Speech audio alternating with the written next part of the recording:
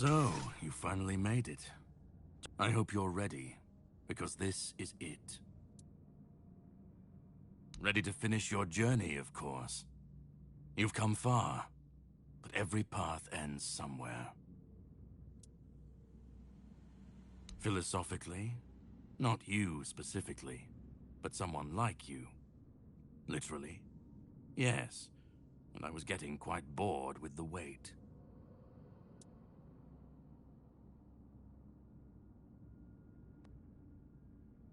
This is the Charred Conclave, a graveyard for druids, burned alive as scapegoats for the Red Death. It's a reminder of what happens when people fear what they don't understand.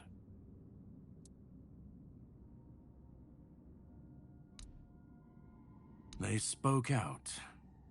They should have stayed silent, kept their herbs, and they believed their ancient knowledge, ugly and painful truths from times long past, could save Avalon from the plague. But people don't want the truth when it's covered in blood. Cruel rituals, sacrifices, hard choices in search of real result. They called it wisdom, knowledge gleaned from the weirdness. But to the people, everything they did was unnatural. The druids believed their results would justify the costs. They thought Avalon would see them as saviors. But the people didn't understand, and feared. Well, the Red Church and their politicians made sure of that. The druids became a convenient enemy, a way to shift the blame and tighten their grip on. It's always so simple, but well, death doesn't always mean an ending. It was a sacrifice so costly, so cruel, so pointless, that it tore a rift in the fabric of this world. And so you're the closest you'll ever come to seeing. To greet you. I was once where you are now. A knight with questions, searching for answers. That search led me to this place. And here I found my answers. Now it's your turn.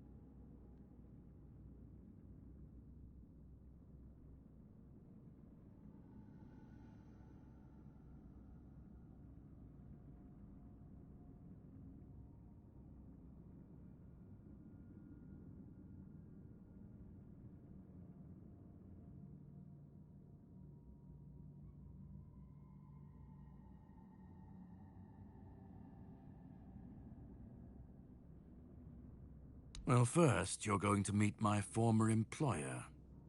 We don't see eye to eye anymore, but we both realize that our collaboration... He'll try to sugarcoat the hard truths I've been telling you from the beginning. Spin them differently. Why waste time here talking about it when you're just a step from the end? It's best if you just go forth and just remember. Once you step through, but if you've come this far, I suppose you will go on.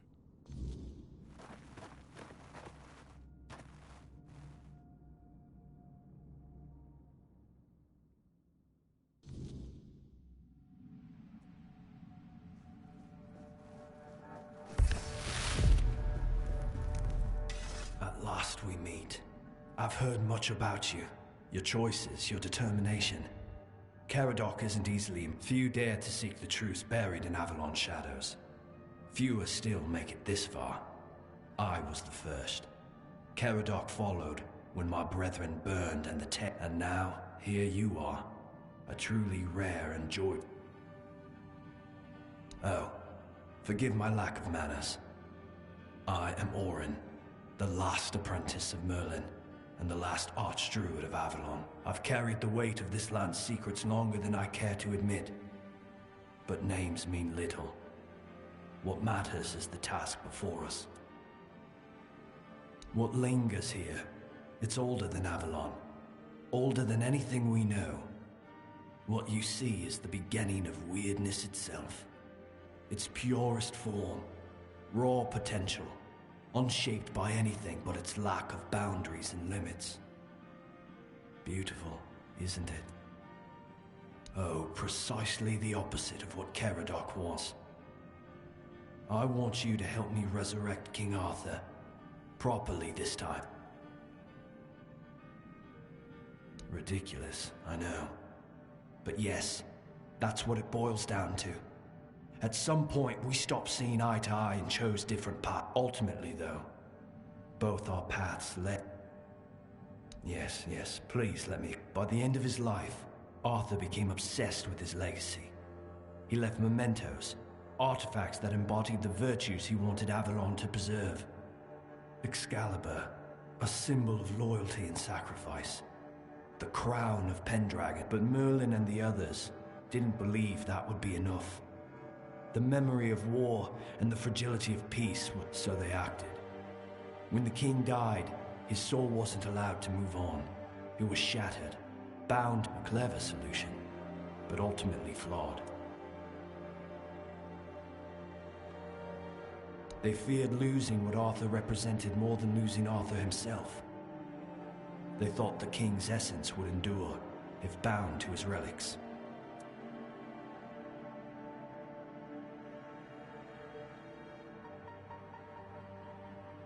You can't pick and choose with a soul, but that's exactly what Merlin did. He focused on 3 parts of Arthur: his strength, wisdom, and courage. He left out 2 pieces. One, tainted by the Four Dwellers' magic, was deemed too dangerous. The other was his humanity, the most fragile part. Merlin thought compassion and doubt were weaknesses, unfit for a king. Without them, Arthur became hollow. A king with power, but no heart. That way, Avalon's greatest failure was born.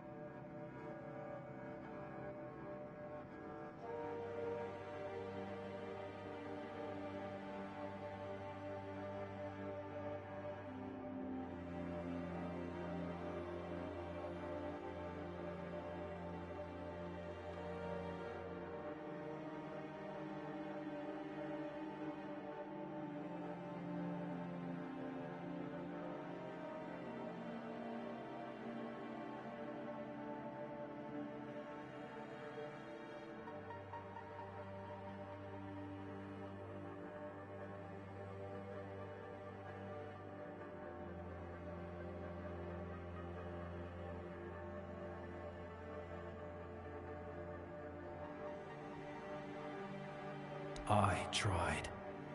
And I found his humanity. It's here, bound, kept safe. But the Four Dwellers aspects was left to drift, untethered between worlds. Finding it needed more than magic. It needed someone like you.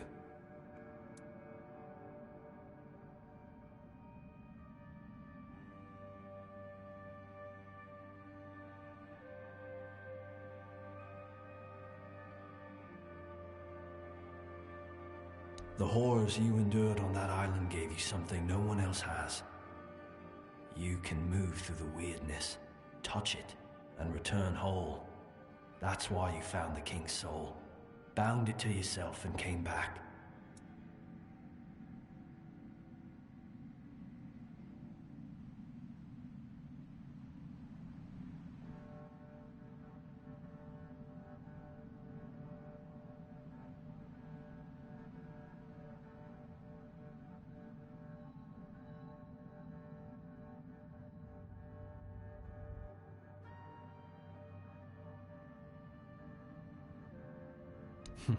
You flatter me.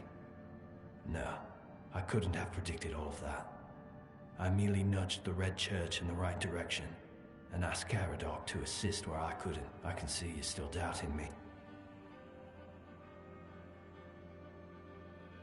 I want to bring back our king, whole and complete. I want him to lead again and safeguard Avalon's future. It won't. This time, Arthur will be whole. A king must be more than power. He must be human. Because I've seen what happens without him. Weirdness preys on the weak, and the people are too divided to stand against it alone. Ever they're left without him, without guidance, chaos takes hold. Division festers. If things continue this way, Avalon... They will follow him. That's what people do. When weirdness comes to their doorstep, they'll beg for a savior. Help me bring the king back, whole and complete. Now you need to go for... I made my case. Please, this is the only way.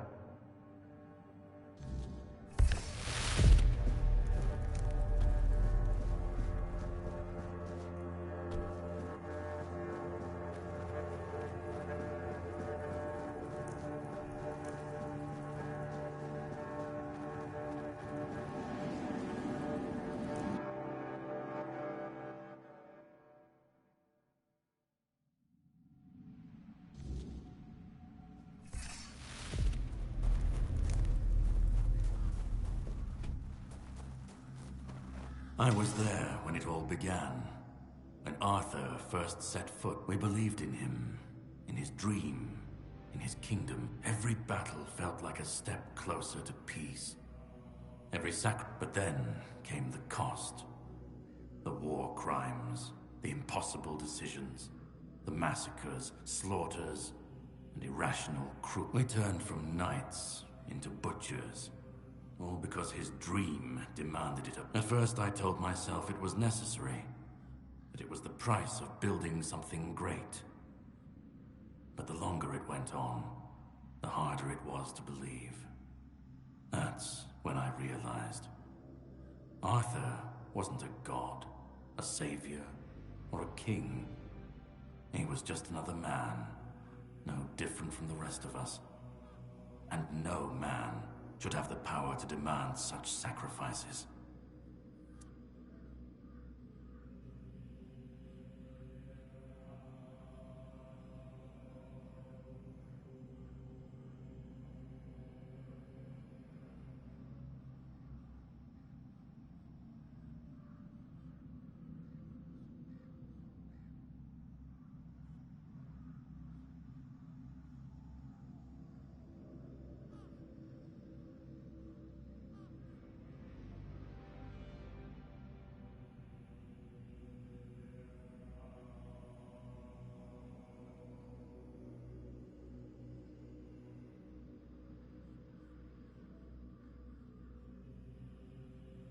But do you understand why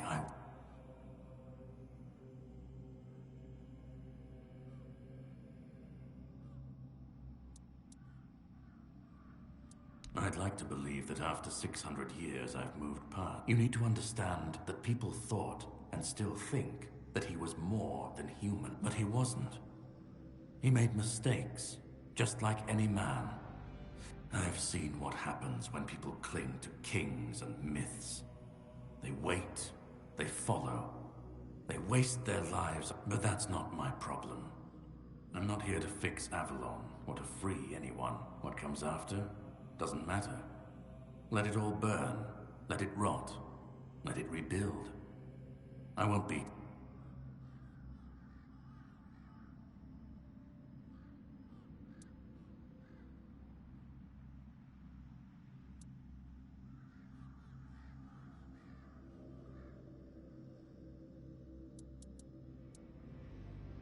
Arthur's the only myth that still holds weight. And when he's gone, a puppet king, another empty throne, maybe they'll keep pretending for a while. Maybe they won't.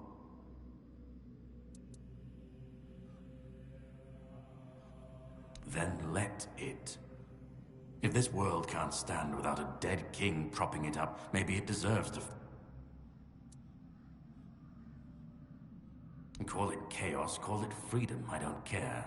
Let them rise, let them fall, let them tear... I just want to watch it all come down, to see the last lie collapse under its own weight. What comes after, that's for the ones still standing. Let them stand, let them fall. It's not my concern. At least it won't be another king's failure. Another lie propping up a dying world. I've lived longer than any man should. Seen more than anyone should ever bear. And I've waited centuries for this moment, this chance, to end it.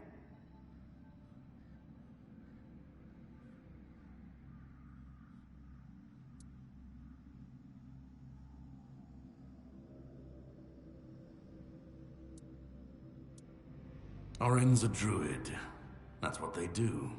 They believe. They believe in myths. I don't believe it's my decision to make. Not Orin's, not Arthur. I've watched this cycle turn too many times. I have no stake in what comes after. Only in making sure this nightmare, we were fools to tamper with forces we didn't understand. Resurrecting Arthur, infusing him with powers of the weirdness. We didn't just bend the natural laws. Such violations of nature's order cannot go unanswered. The bill comes due. This cannot be allowed to... Listen, it's taken longer than I ever imagined. But now, here we are. You've done what no one else could. You've brought Arthur's soul back together. Almost complete, but not quite. And because of you, so, thank you. You're close now. Just one more step. The last fragment of Arthur's soul is waiting for you. Complete what you can, and then... we'll meet again. Go. Find the last piece, and let's end this. Whatever comes next, I'll be ready. I hope you...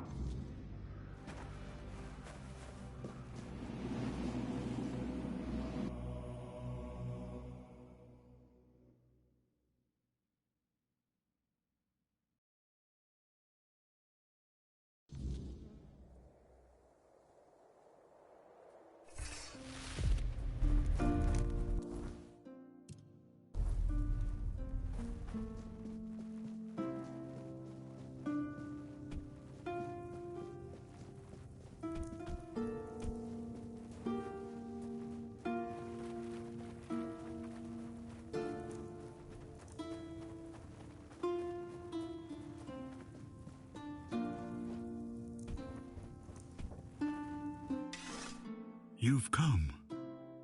The one who carries... Please, don't come any closer. Just... because I've had enough. Enough of being torn apart. Do you know what it is like to be a king of nothing?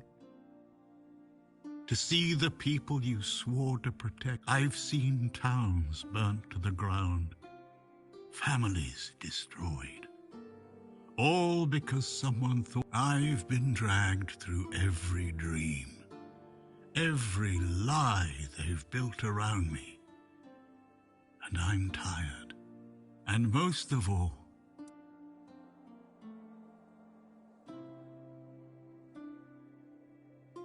Orin wants a king, not me. He doesn't see the broken man behind the myth. He sees us, but symbols aren't people. They're empty. And the more they're used, the more they hollow out the one who carries them. That's all. Do you know what it's like to be a weapon? To be I want release. Kill me. Destroy the last piece of me and use the energy however you wish. Take it yourself and become the new king. Give it to someone. Just don't. He thinks ending me will free Avalon. But what then? Without an idea, a light to guide them, they'll stumble, lose their way, and turn on it. People always seek something to follow. Take that away, and they'll tear each other apart trying to find it. Or worse, build something even crueler in its place. Let me die. Not as Arthur, not as the king.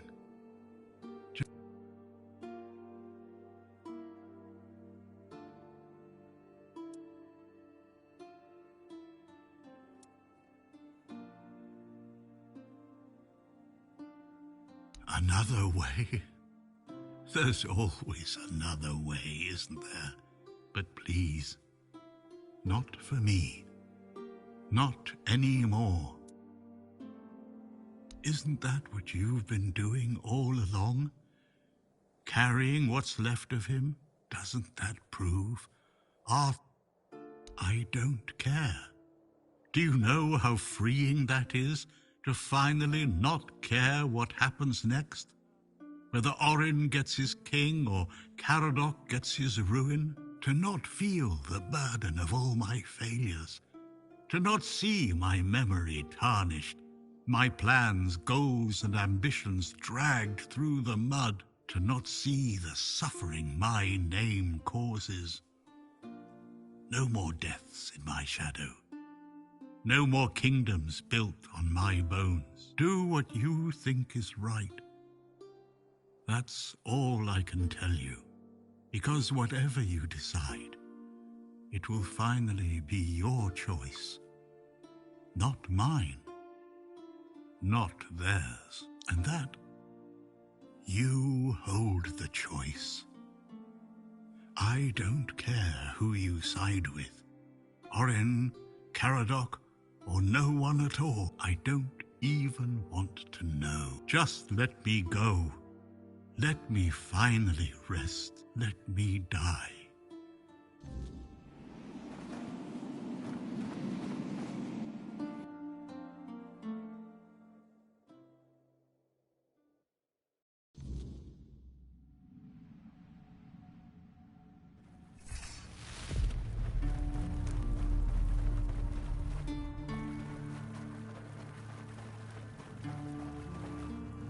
Help me bring the king back, whole and complete. Now you need to go further. I made my case. Please keep in mind that this is the only way for Avalon.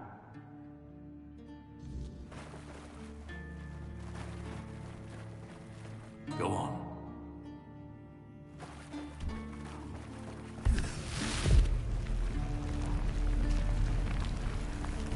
You carried a dying king across the bone. Now you stand before what started it all. I am the reason I do not guide. I do not judge. I do not offer meaning. You have brought all things to now. Decide, choose, and let the ship.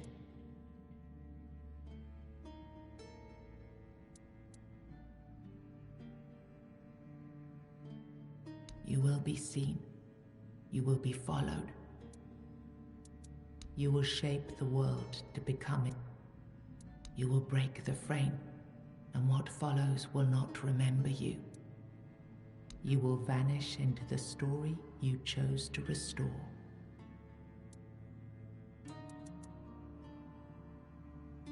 Who do you have in mind?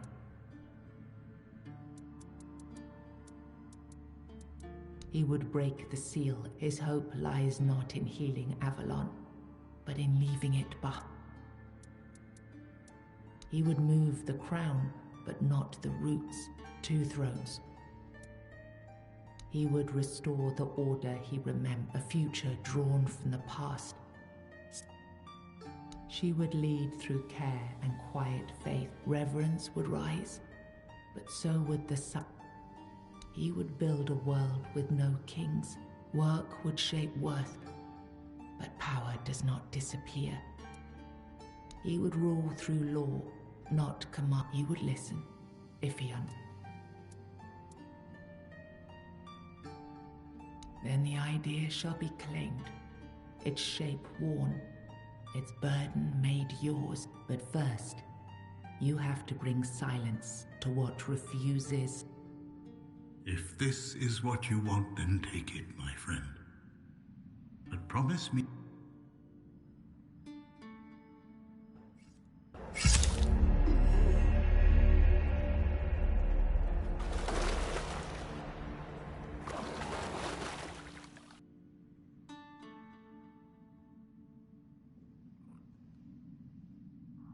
No, I won't let this happen. Not again.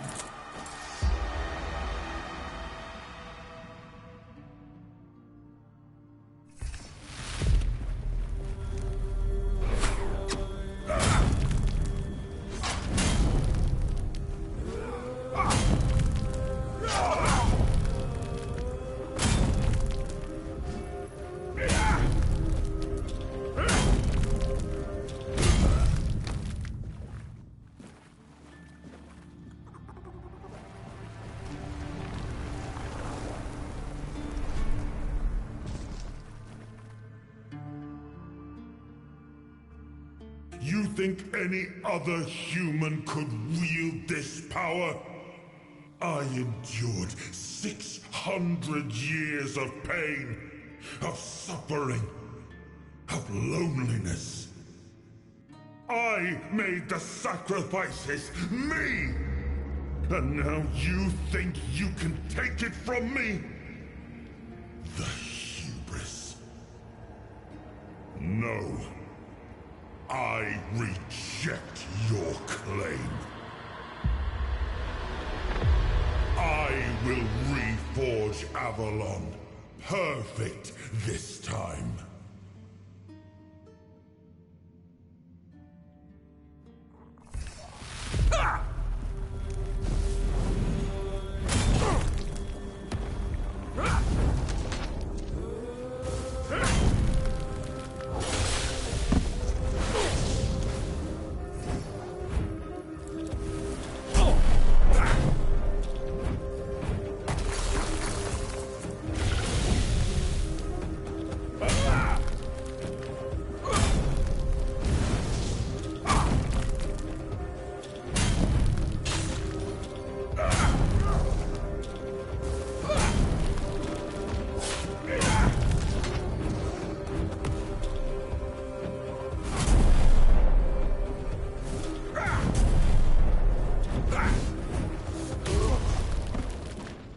You took Arthur's power for yourself.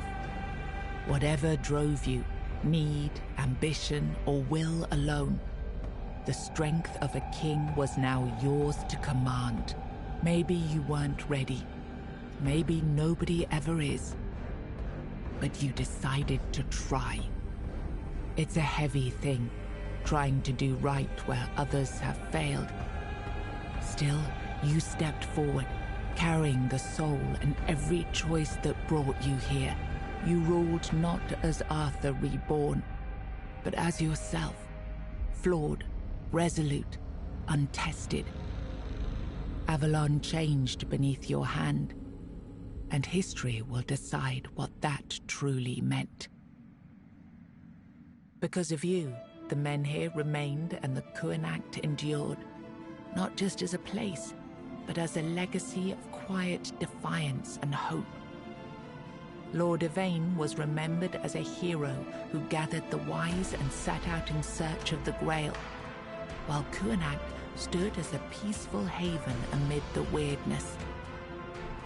You awakened the giants and gave their strength to Camelot, ending the Dal Rita rebellion before it could ignite. In time, a new generation rose among the tribes, learning to coexist under Camelot's banner, no longer feared as savages, but respected as part of Avalon's future. Firgas remained captain of the Horns of the South. Under his leadership, the Horns honored their old traditions and returned under Camelot's banner, securing order along the southern frontier. Nianta left Kuanag with Yvain, and her fate remained unknown.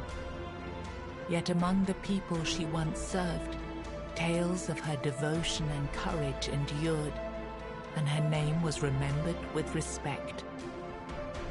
Magat left Kuanag alongside Yvain, surprising many who had long considered him harmless and weak. His fate remained unknown, but in time, the people spoke proudly of the last druid, claiming him as one of their own. Urfre left Kuanag alongside Yvain, despite concerns about his age. His fate remained unknown, but the people admired him for finding purpose at the end of his life, and spoke of him with lasting respect. Ailey turned to the merchants for support, and for a time the hospital prospered.